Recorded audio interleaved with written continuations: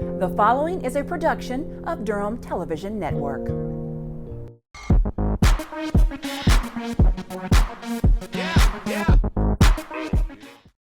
Hello, I'm Amy Blaylock. Welcome to City Hall this week. City leaders are now weighing options surrounding 4 possible design concepts for the police department's new headquarters. City council members got a chance to voice concerns and support for various aspects of the concepts during their work session on June 4th. The nearly 156,000 square foot complex will be built on East Main Street and will include facilities for all the department's major operations as well as the Durham Emergency Communications Center. The concepts being considered include options for providing open space, opportunities for future expansion, deck parking, and opportunities for public art. Members of the Mayor's Poverty Reduction Initiative are ready to move forward on several important action items. The initiative includes efforts by 6 task forces to improve the quality of life of residents living in Northeast Central Durham. As one of its first steps in doing that, the Health Task Force is developing a community health worker program that would help connect residents to health-related resources. The idea behind a community health worker is that these are people who help individuals navigate through the healthcare system. So, for example, if one is focused on diabetes, they might come to your house because they know that you are being treated for diabetes, and they might ask you, do you have your medication? They wouldn't ask you, what kind of medication do you have? But they would ask you, do you have your medication? So make sure that you've actually been able to get to the pharmacy and that you can afford to get it.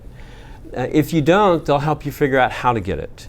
And they'll ask you, are you doing everything the doctor said? Do you have a way to get to your next doctor's appointment? It's really kind of a holistic approach to helping people help themselves. The program will initially start with the hiring of 3 part-time community health workers for 12 hours a week, each who will be focused on this area. Our plan at this point, we're working on creating a certification program at the health department and working on putting together a training program so that people can get trained and can get certified as community health workers. The first workers will be hired and trained during August, and the program will be implemented in September. The goal is that the health workers will live in Northeast Central Durham and will be actively involved in the community overall. So if these folks are in the community at a potluck or some other community event, and they hear someone talking about challenges they're having with their own health care, we want these people to go, hey, wait a minute, that's my job, and to engage with them right there on the spot, and to help guide them to where they can get assistance. So they might not open up an office in the moment and conduct office hours, but they might give them their card and say, I can help you with this problem. I'm a community health worker. Let's get together and talk about it. The cost of the program is expected to be approximately $25,000 a year. Some changes are in store for the city's speed hump policy. Speed humps are considered to be an effective, relatively low-cost measure to reduce speeding on residential streets.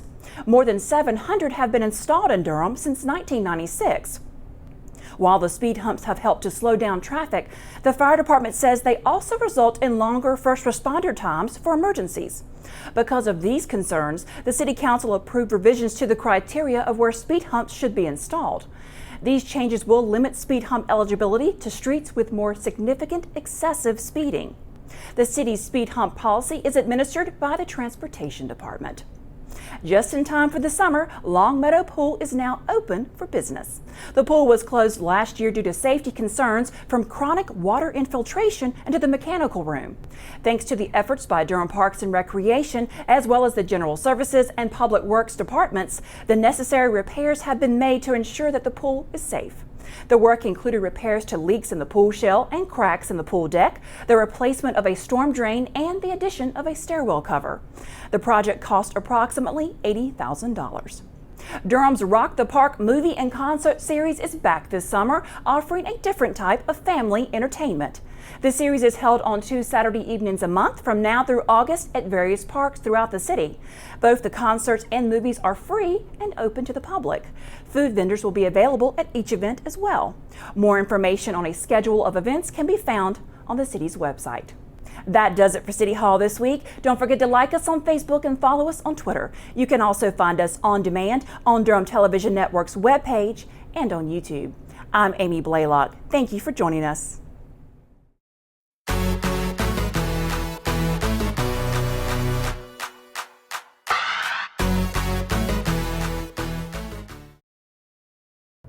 This has been a production of Durham Television Network.